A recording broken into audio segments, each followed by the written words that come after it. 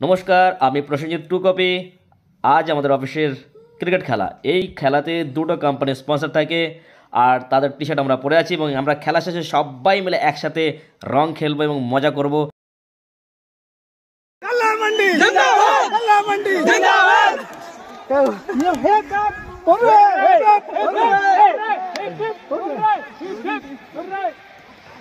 অবশেষে আমরা টিম অম্বুজার হয়ে খেললাম এবং জিতেও গেলাম। Hip hip hurray!